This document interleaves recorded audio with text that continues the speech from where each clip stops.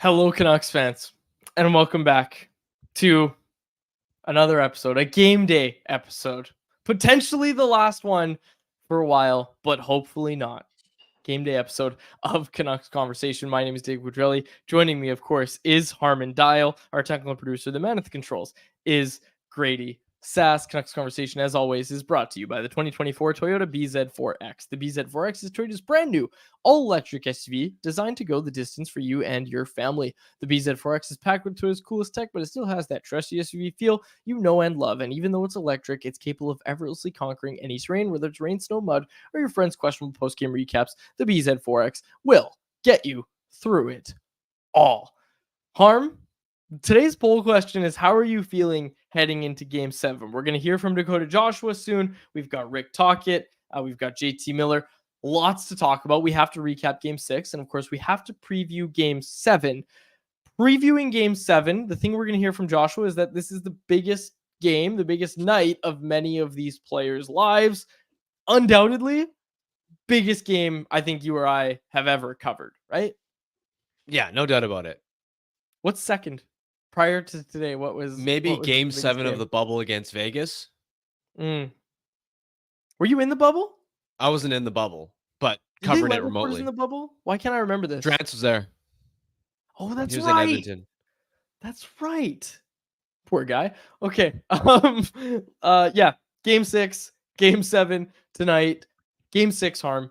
The thing that I come away with is that you got to have a short memory. We're not going to spend too much time talking about it because the Canucks, simply put, did not show up for Game 6 against the Oilers.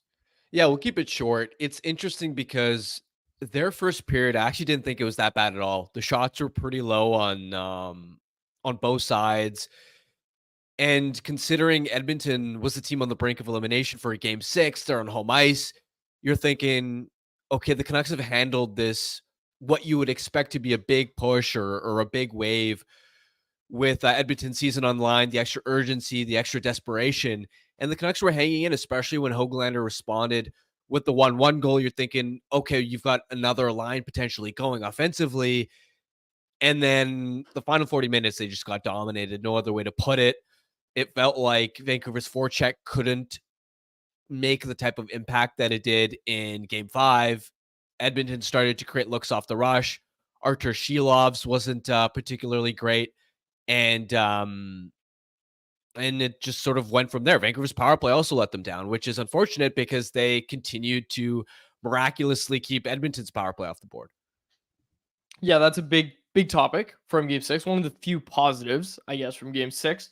On the topic of Artur Shilov's, I think it was one of his worst games so far in these playoffs, if not the worst.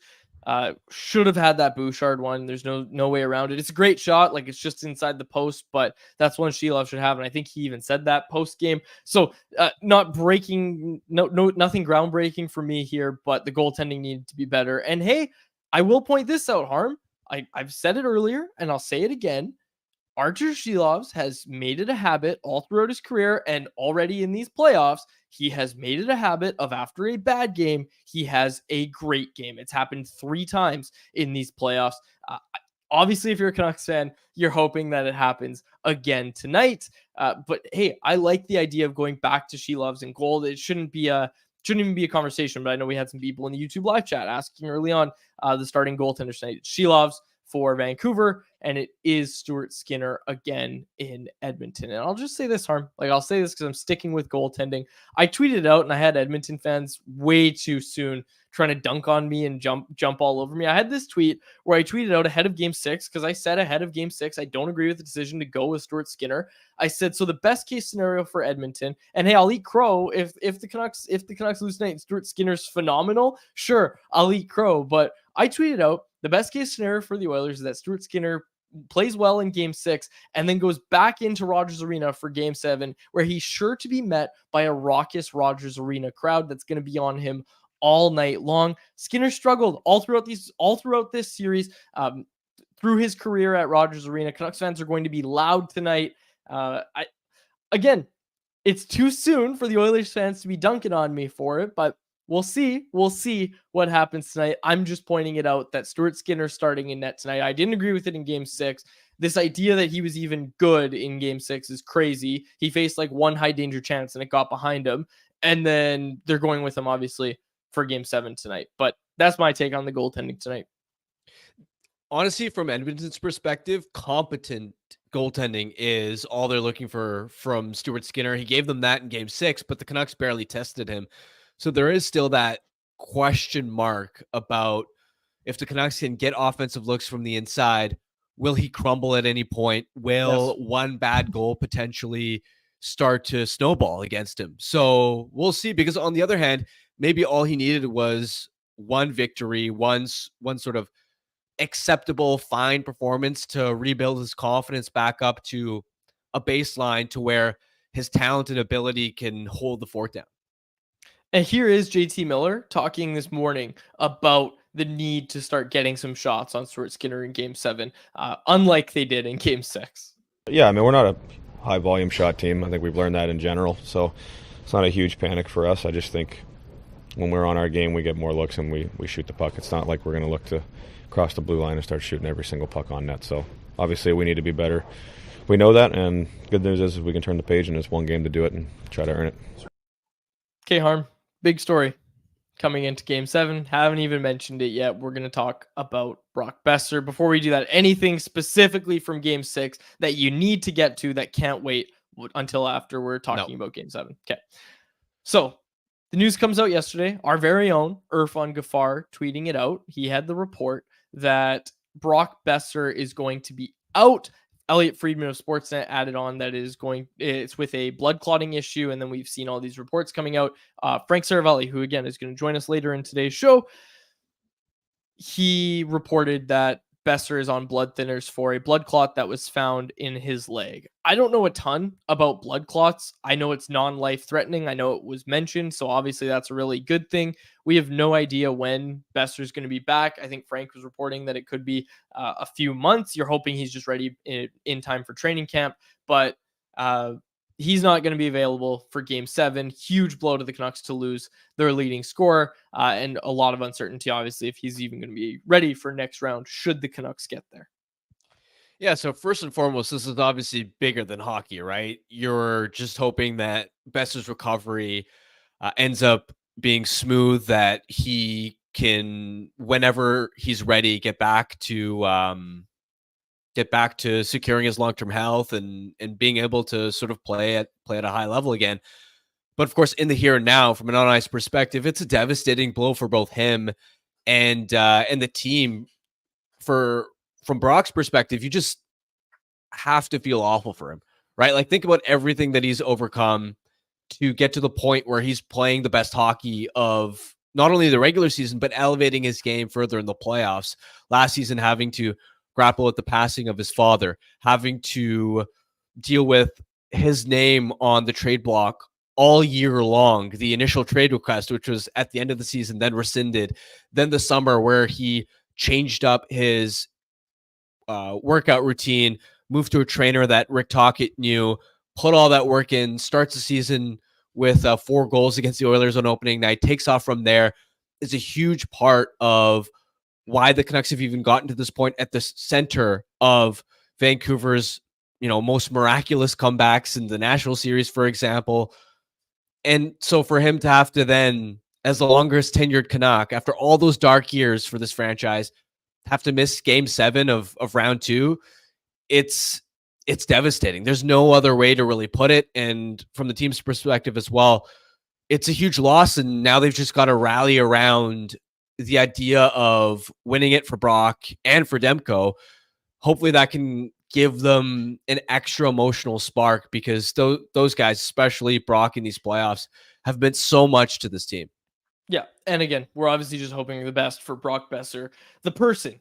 And again, it's just so much adversity for this one individual to have to overcome.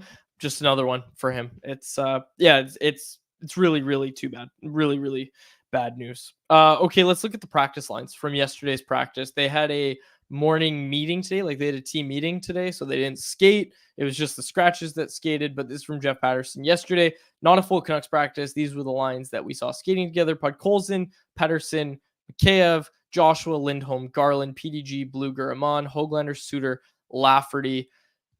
this is interesting because obviously Miller was away. Obviously Boeser was away, and we know he's not going to be there. But Miller's the only regular that's not here in these lines. So I was trying to make sense of these, Harm. What do you think the lineup's going to be tonight? Because we know Podkolzin's out. We know Lafferty is in. I am going, and Mikheyev. We know Mikheyev and Lafferty are both in. That's been confirmed by Talkit. And if you pull those back up for a second, Grady, I'm going to hedge a guess that Miller, Pettersson, and Mikheyev are aligned tonight. And that's the line that has to shut down Connor McDavid. Yeah, it's definitely a possibility. In my mind, you've got a couple of different options that you can go with without Brock Boeser in the lineup. And in fact, you don't even necessarily need Mikheyev there. You could. That's another option. But the other route you could go is Pettersson on the wing next to Miller and Suter, Joshua, Lindholm, Garland, and then a third line of Höglander, Bluger, Mikheyev. And sort of that being your top 9. The other option that the Canucks have, and I don't think the Canucks will go in this direction, but if you're looking for an in-game adjustment, another option, which is pretty enticing to me as well, and I'll ask you which version you prefer, is Joshua, Miller, Garland, Pettersson, Lindholm, Höglander, and the idea there being that second line of Pettersson, Lindholm, Höglander finally got going in Game 6 and was pretty good in Game 5 as well, and then a third line of Suter, Bluger, and Mikheyev. Suter, Bluger, Mikheyev. It's such a... I mean, yes, but again, it's this idea of what's your best case scenario, right? Like, I think that's more of an in-game adjustment. I think the ones that we see here that I kind of laid out a little bit, where I see Miller and Pettersson playing together with Mikheyev, like Mikheyev's not going to give you finishing ability, but that line's job is to not get scored on. I wonder if they make that change though, because that line has the potential to get scored on, right? Like they have the potential to just get hemmed in their own end. It's not a good position to be in if you're Rick Tocchet. Like, I don't know if there's a right answer. Do you lean toward the one that you just laid out? I've been debating back and forth. I think the more likely outcome for what we see is Pettersson on Miller's wing, and whether it's with Mikheyev or Suter on the other wing, it doesn't really matter. I think the main thing that you have to figure out if you're Rick Tocchet is, what role do you want Pettersson in? Do you want him in a shutdown role next to Miller, and you're stacking your two best forwards now at this point, right, on the same line against Connor McDavid head-to-head? Or do you bank on throwing somebody else on Miller's wing, giving Miller less help, putting a ton of pressure on him, and basically just saying, just hold your own? And then the premise or the point there would be you free up Pettersson on another line to maybe take over offensively. That's the main decision that you're grappling with. I think I lean towards having Pettersson on Miller's wing, though. Yeah, I think I agree with you. No changes to the defense core, as we expected. And man, like, actually, let's just hear. I don't even want to talk about it. I don't even have to, because we have audio from Dakota Joshua, who, look, there's going to be a spotlight on that line tonight. They need that line to be at their very, very best tonight. Here's Dakota Joshua talking on this big, big Game 7. It's the biggest moment of most of our lives. You can't really put into words until you're out there what it's going to feel like, but seize the moment. Seize the moment, win it for Brock, win it for Demko, who again skated today. Rick Tocchet had a lot of jokes over the weekend about Demko's not starting, Demko is starting, and it was good. It was good stuff from Rick Tocchet, keeping things light.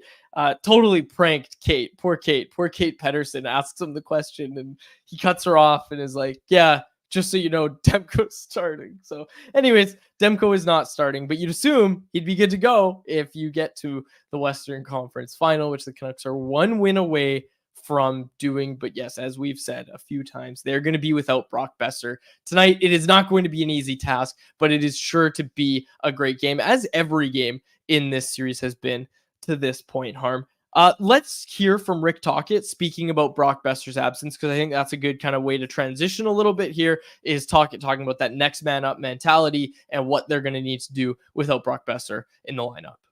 Has been a big part. I think obviously had a great year for us, big part of the team.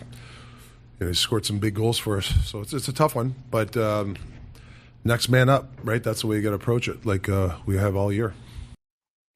I wonder, Harm, like, I think we're going to see Lindholm, Garland, Joshua together, but there's got to be some temptation. I know Bluger hasn't been quite as good as he was, but there's got to be this idea that, okay, that line was just cooking. The Bluger, Garland, Joshua line was just cooking at times this year. Go tell them to have their best night of the year. Like, those guys should be able to wake up for that, get in on the forecheck and be a problem tonight. Like, I think they're the biggest factor tonight, to be quite honest with you, other than Artur Shilov's, obviously, because he could steal you a win and all that sort of stuff. But like, I think they're the biggest factor, that trio, and not even Bluger. Like, it's probably going to be Lindholm. That's the biggest factor tonight for me. Yeah, that line has to be absolutely on top of its game, especially because the matchup, presumably they're going to go up against Draisaitl. And last couple of games, Draisaitl finally has help on his flanks, right? Dylan Holloway has added speed. He's added some tenacity, some scoring touch. I mean, what a beauty of a goal that he scored in Game 6. And I think that's helped Evander Kane sort of find his stride a little bit more. Kane scoring a couple of goals recently. Draisaitl early in the series, it felt like had no help on that line. And of course, in Game 2, they eventually adjusted away from that and went to McDavid and Draisaitl together. But even at that point, when Nugent Hopkins was centering the second line, they didn't have any help on the flanks. Whereas now it feels like, okay, Holloway's starting to get going. Kane's starting to find some rhythm offensively. So yeah, that definitely amplifies the pressure on Lindholm, Garland, and Joshua. And look, Brock's absence, all it means is that every single forward is going to have to be that much better. It's also on, like, Nils Höglander finally scored in Game 6, right? So you need the absolute best version of himself. Now that he's gained a little bit of confidence and seems to be making plays with the puck, because it isn't just the goal that he scored.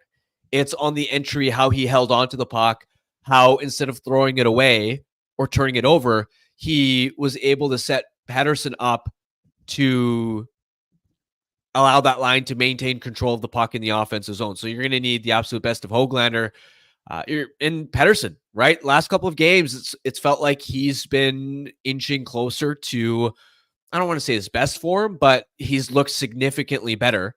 So can you unlock the best game of Elias Pettersson's playoff run so far in Game 7? Because that would absolutely make a huge difference. So it definitely amps up the pressure on the players in the top 9 to step up, because this is frankly a team that already lacked impact wingers. Yeah. I mean, they're thin. They're thin, and you're hoping that everybody, like you said, Harm, you said everybody is going to need to step up tonight. It's going to be a good game. I'm excited for it. Biggest game I've ever covered. I'm looking forward to it. You can catch all our post-game coverage over at Canucks Army, and of course, Rink-Wide Vancouver after the game. We've got you covered for all your post-game needs. Okay, let's get to our Light the Lamp contest, brought to you by our friends over at 4 Winds Brewing. Vancouver's playing Edmonton tonight, and we want to know who's going to score the first goal for Vancouver. If you nail it, you could win a $25 gift card to the 4 Winds Tap Room, located at 72nd and River Road in Delta. Enter by following us on social media. Keep an eye out for today's show clip and comment who you think will light the lamp and score the first goal tonight. Winners will be contacted directly. Check us out at Canucks Army on Twitter, at CanucksArmy.com on Instagram, and Canucks Army on Facebook. And make sure you ask about 4 Winds Light Lager at your local liquor store, or have some delivered to your front door through the online shop at 4windsbrewing.ca. I'm going with Elias Pettersson. I'll go with Joshua.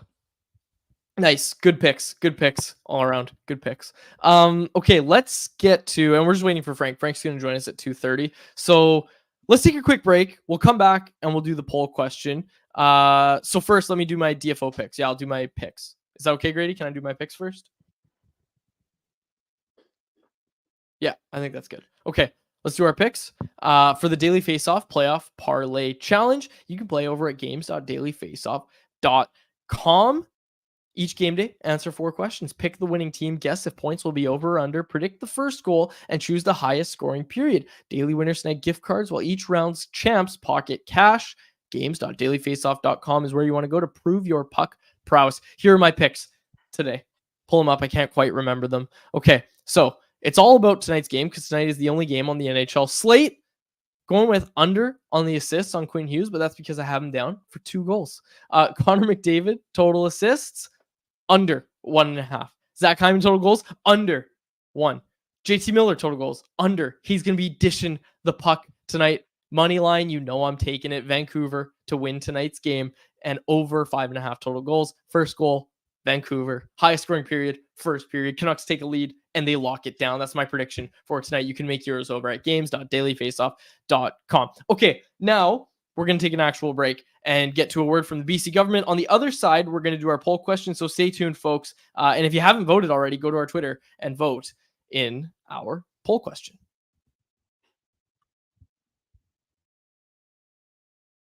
To hear from helpstartshere.gov.bc.ca. We've all heard of the overdose crisis, also known as the toxic drug crisis. But did you know that it affects men disproportionately? Last year, 78% of people dying here in BC were men, and the majority were 30 to 59 years old. It's not easy to struggle with addiction, and the stigma around it can make it harder for people to reach out for help. But there is help and support available. Every journey is different, and the thing that helps might not be the same for everyone. So when someone does reach out, be compassionate and have open, non-judgmental conversations. We here at Canucks Conversation want to be part of the solution. If you or someone you care about is struggling, you can find support and services near you at helpstartshere.gov.bc.ca. You can also watch powerful real-life stories of recovery on the Help Starts Here website. I can't hear you, Quads. My bad. Time now for our poll question, which is brought to you by our friends over at Mr. Lube. I need to pull it up, and everybody had the same poll question. We pointed this out. There was like 7 of this version of the poll question all over Twitter. So here is our poll question, which, as I've mentioned a couple times, is brought to you by Mr. Lube. Here it is. Okay. How are you feeling heading into Game 7 tonight? Confident, nervous, excited, or other? Reply below. Harman, overwhelmingly 60.2% of voters saying they are nervous, 24.2% say they are excited, 12.4% say they are confident, and we had a few people respond and say all of the above. Yeah, unsurprising, right? I see. It's tough for me to say I'm nervous because I'm not rooting for an outcome. Like, I'm not really a fan anymore. I'm a reporter. Obviously, I want the team to do well. I want my friends who are Canucks fans to be happy, but that's sort of the feeling that I've gotten just speaking to people day to day, especially off the heels of Game 7, is they think the Canucks can pull it off, but anytime you get to a Game 7 situation, it's nerve-wracking. Anything can happen. A lot of times it really feels like a coin flip, and a lot of times it's the nerves around the things that could go against you.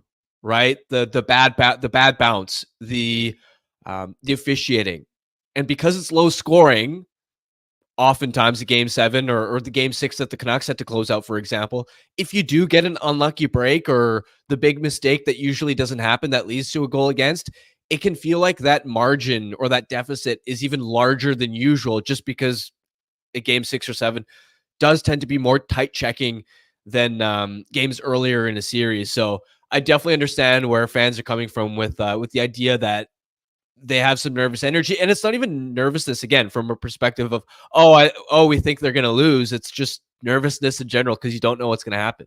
Yeah, anything can happen in the playoffs, and anything could certainly happen in Game 7. Okay, that was our poll question brought to you by Mr. Lube. Need a tire change or tire service? Mr. Lube provides no appointment tire service and sales. Drop by anytime for tire rotation, tire repair, and balancing. Servicing all makes and models, including electric vehicles. Find them at one of their 16 locations in the Lower Mainland. For one near you, go to mrlube.com.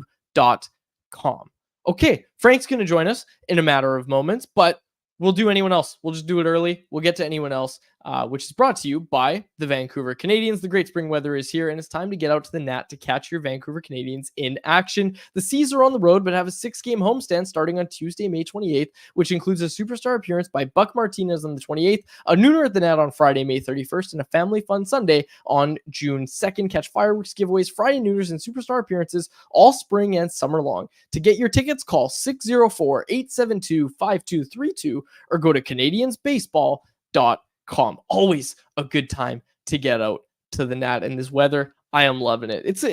It's a long weekend, so I think there's a lot of nervous energy in the city right now, but I also think a lot of people are spending the day out and about. Like, I think most people watch us from work, like they have us on at their work. I don't think we have a lot of our audience today. Like, I think a lot of people are just staying away from it. And I'll tell you, like, if you're about to watch a big game, I'm probably staying away from consuming content about what could happen in that big game, if I'm being honest with you. So I respect it. I don't see some of our regular listeners in the chat, and I respect hell of a lot, respect the people that are here, but I also respect the people that are like, you know what? The game starts at 6. That's when I'll start worrying about the Canucks. I'm going to go enjoy some weather. Just go enjoy the long weekend a little bit here. Yeah, it's also just like the pain of Canucks fandom. I feel like a lot of people are just naturally, sometimes they're hoping for the best, but kind of mentally preparing for the worst. And so, yeah, you might as well touch some grass and get some sunshine before who knows what's going to happen in the Game 7. I do have a few potential keys, though, or X factors that I'm looking for in this Game 7 and sort of determining who's going to control play and have the better chance to win. The number one factor that I'm looking at is which team is going to do a better job of breaking the puck out clean / whose forecheck is going to be more disruptive. That really feels like in the last 2 games, the biggest X factor for which end of the ice the action has mostly been held and which team has possessed the puck. Because in Game 5, the story was, oh my God, look at how much better the Canucks are breaking the puck out. Their forecheck is now all of a sudden giving Edmonton's defenseman troubles. Evan Bouchard and Matthias Ekholm had an off night in Game 5.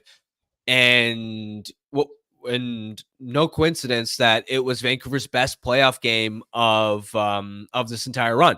Whereas Game 6, arguably their worst playoff game of this run, they got back to their issues at times in, let's say, that we saw in Game 2, where they're having difficulty making those same plays under pressure. Edmonton's getting easy exits, especially from the second period onward. And when Edmonton gets easy exits, that's when the Oilers can really start to activate the rush offensive game. They had several chances in transition. So that's one of the biggest factors that I'm looking at. And really, so much of this is going to come down to, as much as we've focused on both teams' second and third pairs, it's going to come down to the number one defenseman as well. Evan Bouchard was awful in Game 5, spectacular in Game 6, though. And it was almost the reverse for Quinn Hughes, where he was excellent in Game 5 as a play driving engine. Game 6, I thought he really struggled. A lot of exits where he was uncharacteristically turning the puck over. He got walked on one of the goals. I think it was the Dylan Holloway one off the rush.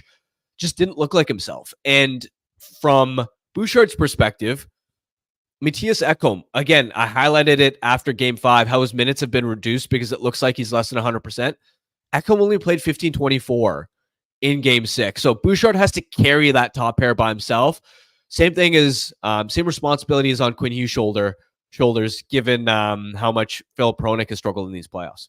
Yeah, Hronek has been better at times in this series, but you're right. It's been volatile at best. It's been volatile at best for Philip Hronek. So going to be interesting, and I'm glad you brought up the forecheck because that was the number one thing I wrote. And look, I've been looking back. Our keys to victory for the series, all of them have been true. For if the Canucks want to win the series, they need to do this. And every game they've won, they've done those things. But tonight, it does really come down to that secondary scoring with Dakota Joshua. Obviously, the goaltending is going to be a conversation, but man, you've got to get in on the forecheck because that's been the biggest indicator of which way the ice is tilted, right? Is when you're seeing what they are doing on the forecheck and what the defense is and isn't able to do. That's what's led to the ice being tilted whichever way. So it'll be interesting to see how that's going to go tonight. Okay, let's get to this question. Frank's standing by, so we'll get to Frank in just a moment here. This is a question for me. And Harm, maybe you can feel free to answer it if you have an answer, but I think we got to get you out to the nap before you give an answer here. This one from Mitch Jacoby. Quads, what is your go-to ballpark food and beverage combo for a nooner at the Nat? Doesn't matter what time I'm at the Nat. If it's a nooner, I stand by it. Anytime I'll order this. I get myself a hot dog, and I know you do the same, Harm. And I get a Sprite. Like I love me some fountain Sprite. Not a big Sprite from the can guy, but fountain Sprite, like you go to McDonald's and get a Sprite or wherever, or Wendy's, you're getting the best Sprite you've ever had in your life. Yeah, especially with the perfect amount of ice is the key. Not too much, not too little. Yeah. And with that, let's bring in Frank, I'm going to let you know what the first question is. It's that, but I'm going to ask you about Citizens Bank Park, and I want to hear about it. So that's going to be my first question for Frank. I had to give him a heads up about that because Frank is brought to you by our friends over at Wendy's. Frozen pucks are awesome when they're in the back of the other guy's net, but that doesn't mean you'd want to eat one. That's why Wendy's only ever uses fresh Canadian beef that's never seen the inside of a freezer in all of their burgers. Whether you order a Baconator, Dave's Single, or even a JBC, you'll only ever find real fresh beef that's juicy and loaded with fresh toppings. So download the Wendy's app, check out the latest deals, and order a burger that's only job is being delicious. Okay, let's bring him in. Frank Seravalli, who is back in Vancouver, enjoying the long weekend. I actually informed Frank today that it's a holiday today in Canada. You probably saw like less foot traffic today, right? No, so I don't know how to break this to you. You didn't inform me that was today was a holiday. That was my message to the moron in our company chat that thought he would send a picture that said, "Hey, hope everyone's enjoying their holiday." It's like, no, bud, today's game 7 with 2 of our biggest properties in the company. This isn't a holiday. We're all working here, but thanks for playing. Well, you can still enjoy the holiday from home and do your job. Well, I guess you can't, but you know, we some of us, we're still enjoying our holiday. You get to enjoy it by holiday, going to a man. game tonight. Dude, It this is ain't a a holiday. holiday. I saw the sun come up this morning at 5:00 typing a story. This is my 25th day on the road out of 29.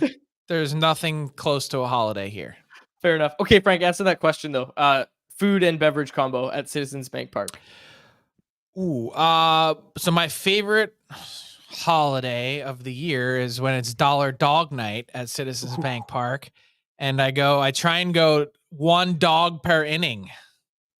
Oh, I like Wow. it. You do the you know you've heard of the 999 challenge? Yeah, but the best I've ever done is 7. Okay. Faber, you remember Chris Faber, obviously. He told us he could do 14. He's like, I could do 14. 14 innings. If it went to extras, he could keep up 14 dogs, 14 beers. And he's like, I could do 9, no problem. Like, he's like, I wouldn't even break a sweat. Oh my God. I would have the meat sweats. Okay, let's get to hockey, Harm.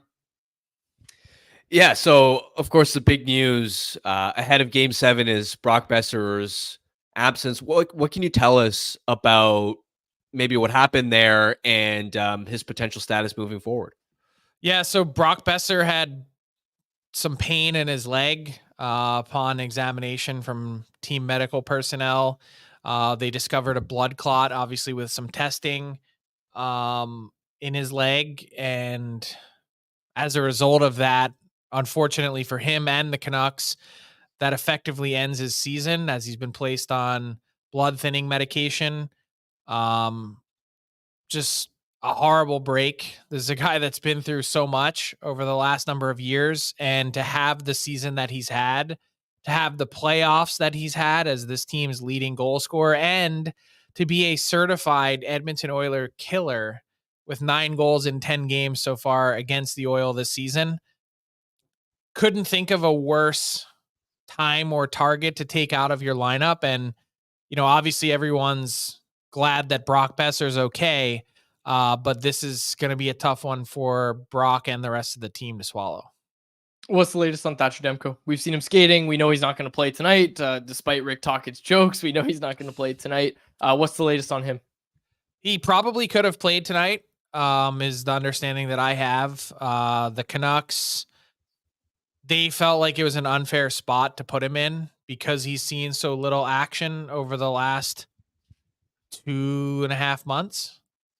And they felt like he needed just a little bit more time to get some action. They could have pushed and pushed and pushed, but with the way Shilovs has played these last number of weeks, and unfortunately with the way that he played in Game 6, I just thought it was really smart of Rick Tocchet to take the distraction off the table. Hey, there's going to be no white knight coming in to save us. We've got to be able to do this ourselves, and we've got to be able to do it with the guys that have got us here to this point. And if the Vancouver Canucks advance, I wouldn't be surprised at all to see Thatcher Demko in the net starting game 1 against the Dallas Stars on Thursday. Again, not a guarantee, but a strong possibility. And at the beginning of a series, you've got a little bit of time to kind of work yourself into some comfort, or at least back into a slight rhythm. So that's a totally different scenario and circumstance. Still pressure, but not nearly as much as stepping into a pressure cooker in game 7 with zero margin for error and no real idea of how your body's going to respond to the rigors of that test. And so they just felt like it was a bad spot to put him in. Fair. Overall, how are you feeling about your bet with quads? Are you starting to get a little nervous that we've gotten to game 7 here? No, I was nervous going into game 6. Because look, the Canucks, however you want to process this, the Canucks had their kill shot in game 6 and they missed. And they missed because they had a goalie that re-entered the crease that had a .793 save percentage these playoffs. And they didn't ask the question, hey, are you any good?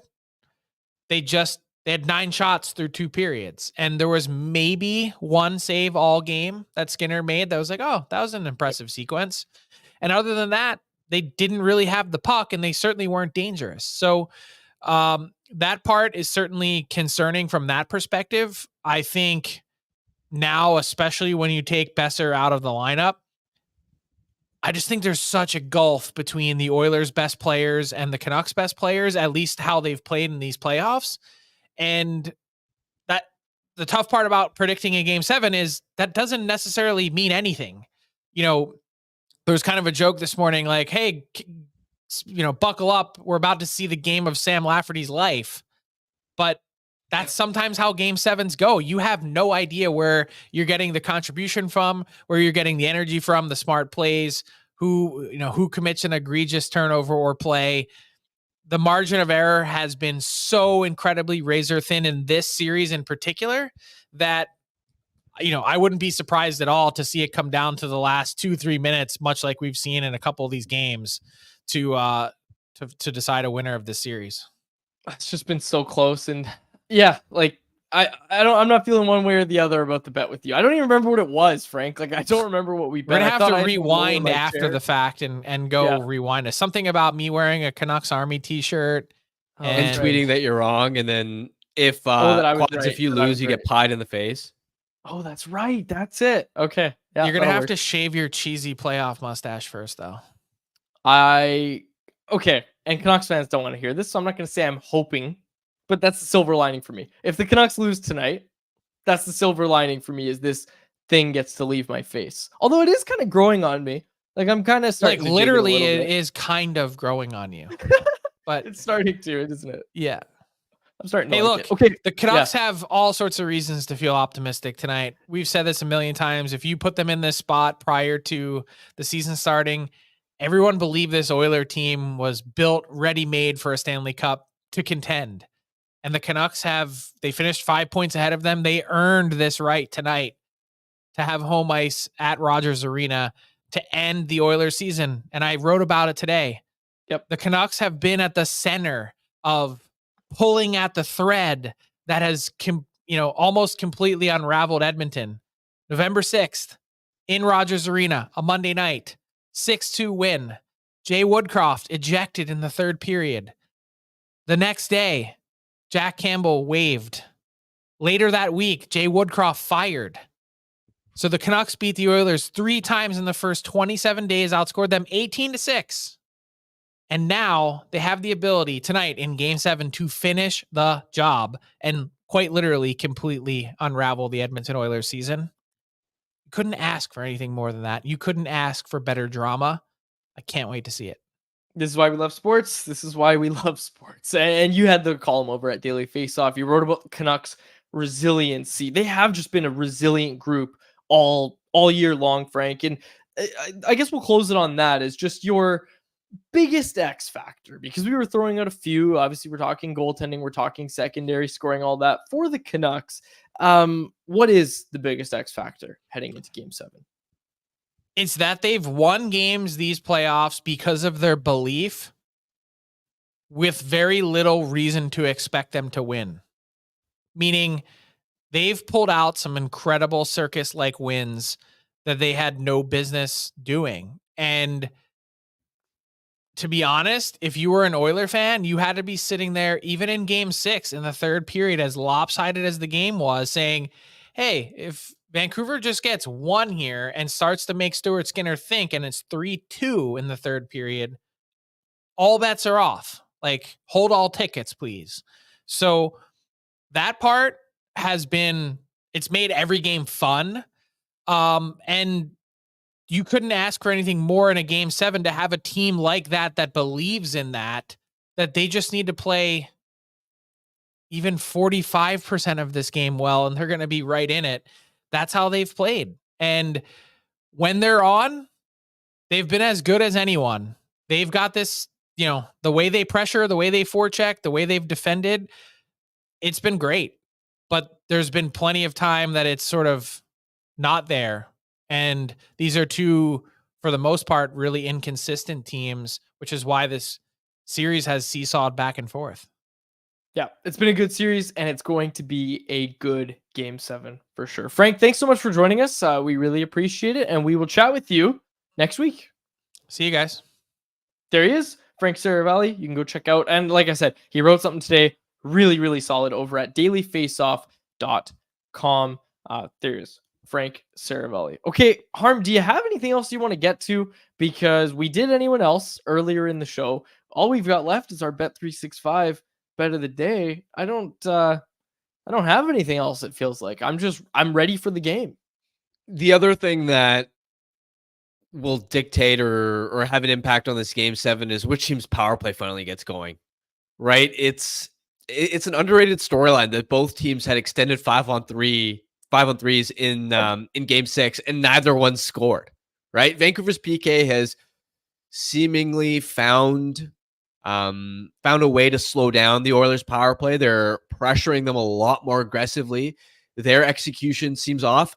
And what I'll notice, or what I'll point out, is when I'm watching Edmonton's power play, I don't think McDavid is having enough of a shoot first mentality. It really feels like he's consistently looking for the pass. I don't think that Hyman recently has been enough of a threat by the front of the net. And it sort of feels like they've just resorted to looking for that Draisaitl one-timer, which the Canucks are anticipating now, and the Bouchard bomb.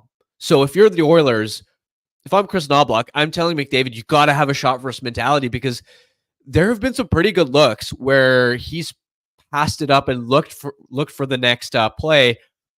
I think they're getting a little bit too pretty, and the Canucks have been really good about taking away those cross-seam passing lanes. I think it's such a cliche, simplified a little bit, but I think legitimately, if you're Connor McDavid, you have to, if you get into scoring area, just let it rip, especially because Shilovs is coming off a tough performance. And from the perspective of Vancouver's power play, they've got to solve the entries, man. They've got to solve the entries. Once they're set up in zone, they have looked dangerous at times. Even in game 5, I believe, for example, they were 0 for 3, but the way they were zipping the puck around the zone, the types of chances that they created, you're like, okay, this looks dangerous. But in game 6, they could barely get set up in the first place. And that's been an ongoing issue for this team, is they look too stationary on their entries. It's too easy to read and predict. They're forcing passes that aren't there. They've got to find a way to adjust to Edmonton's PK and get set up in the first place. Yeah, absolutely. And I wonder about McDavid and a potential injury, really. Like, he's not shooting the puck, and he just hasn't looked as dangerous in this series. So I wonder if, the Canucks are kind of playing that pass because they know he's going to pass. Wonder how that goes tonight. One thing I wonder about too, Harm, and people in the chat are asking about it. Obviously, Brock Boeser's not there tonight. Who goes in on the first power play unit? I'm going to say Connor Garland. We had someone wonder if it was going to be Filip Hronek. I don't think you go 2 defensemen. I think you put Connor Garland there. Yeah, I expect both Garland and Lindholm on that first unit now. Okay. And then in the lineup, Someone was asking about Podkolzin. Some people like Podkolzin, some people don't. I'm not sure where I land on this. I understand wanting to go with experience, but this one from Kunwar in our chat, why is Pods out? Does anyone here think he didn't earn his spot? I thought he did more than Mikheyev did. Mikheyev was obviously out with illness, so he's back now, but I have to agree a little bit here. I thought Podkolzin had earned his spot. I think he's fine. Like he's a dime a dozen when you look at their depth forwards, in my opinion. And I'd imagine that Tocchet just has more trust in Mikheyev defensively than Podkolzin, right? Put it this way: Mikheyev is a net zero offensively. He's a net zero in a lot of departments, but at least you know, for example, that if you get caught in, let's say, a situation where you ice the puck, you've already been out there for a long while. Connor McDavid, Evan Bouchard, Zach Hyman step over the boards. Do you have more trust in Vasily Podkolzin in that defensive situation or Ilya Mikheyev? Yeah, it's going to be Ilya Mikheyev. Yeah. Okay, we'll close it out on this one. This is from 7-6. Good game plan for tonight. Start a bench brawl with McDavid and Draisaitl so they get ejected from the game. I like it. Owner quads be going down, telling the boys that's the plan tonight. And an actual one from this guy from 7. And you gotta like tap Mikheyev on the shoulder, just like Mikheyev and Lafferty. It's like it's got to be you guys. It's not JT doing this. It's we're choosing our plugs here. You got one job to do. Choosing our plugs. I love it. Okay. And then 7-6 also said, also have a man on Bouchard. Don't leave him open. Yeah, that shot is dangerous, and he was dangerous in game 6. Okay. Okay, well, this is for you, Harm. I'm just reading it because I've had it a few times where I read a question as I say it as I'm reading it for the first time, and then they Ron Burgundy me, but this one looks clean. This one looks good. This is from H. For you, Harm. Why has last change mattered so much for the Canucks? It seems the Canucks have slowed down 97 and 29 best when they've had last change, and when they don't, the ice is tilted for Edmonton. A lot of it is JT Miller, right? From the start of the game in 6 in Edmonton, Knobloch wanted to get McDavid away from the Miller matchup. Whereas on home ice, the Canucks are able to get Miller out there against McDavid whenever they want. And I expect that to be the case tonight as well. I really think it's as simple as that. Now, of course, it's not to say that every time the Canucks have played on home ice that they've dominated McDavid, because game 2, he absolutely took over at Rogers Arena. But generally speaking, Miller has been really effective against 97, and that's honestly more of an advantage than the crowd, I'd say, because how many times have we heard players, especially even on the Canucks side, when they discuss having to go into Nashville, for example, or having to go into Edmonton, that who cares? It's a loud crowd. Like either way, whether they're cheering for you or against you, like guys can just embrace the villain role.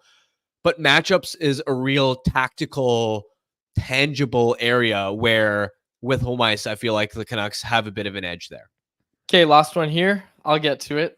If we talked about Kelly Sutherland's record, or the Canucks record with Kelly Sutherland officiated games, I have to talk about this too. Chris Rooney is the official tonight, or one of the referees tonight. The Canucks are 10-0-1 over the past 3 regular season games, and 1-0 this postseason under Chris Rooney. He is tonight's Game 7 official, or one of them, I should say. So I just had to mention it because we mentioned it with Kelly Sutherland when it was the other way. So Canucks have a good record with Chris Rooney as the official tonight. So you know all the Oilers fans are talking about it, doing that institutional surrender that apparently only Canucks fans do. But we're seeing it from Oilers fans tonight. Go figure, hey? Go figure. Crazy that we're seeing that, because I thought it was only the Canucks fans that did that. Close it out there. Love that. Good vibes there. Good vibes there. Good vibes there, right? We'll close it out there with our Bet365 bet of the day. It is brought to you by, you guessed it, Bet365, a proud partner of Canucks Conversation. Open an account with Bet365 today and bet on a huge range of markets. Whatever the sport, whatever the moment, it's never ordinary at Bet365. Be sure to use code VANBONUS when you sign up for an account. Okay, Harm, every game this series the Canucks have been underdogs in. That is no different in Game 7. You can get the Canucks at plus 135 odds to win in any fashion. That is Canucks on the money line at plus 135 odds over at Bet365. Must be 19 plus to play. If you choose to play, please play responsibly. We'll sign off there, folks. It's going to be an electric game, and we'll be back at the Wall Center to break it all down tomorrow. Whichever way the game goes, we'll be back tomorrow to break it all down. Signing off for my co-host, Harman Dial. My name is Dave Guidrelli. Thank you so much for listening to the episode of the Canucks Conversation. Canucks Conversation with Harman and Quads, brought to you by the Toyota BZ4X. The BZ4X's fresh look is just an added bonus to its range, since you can drive up to 406 kilometers on a single charge. That's enough to get you from Kitsilano to Whistler or Kamloops to Kelowna and back, and still be home in time for the game. Now that's what we'd call electric. The best part, by choosing electric, you can get up to $11,000 in rebates and incentives. The BZ4X are in stock and selling quickly, so make sure to visit shoptoyota.ca or your local Pacific Toyota dealer to get your hands on one. Canucks Conversation is live Monday through Friday, every weekday at 2 p.m. over on the Canucks Army YouTube channel. Make sure you like, subscribe, and interact in the YouTube live chat every day with us, folks.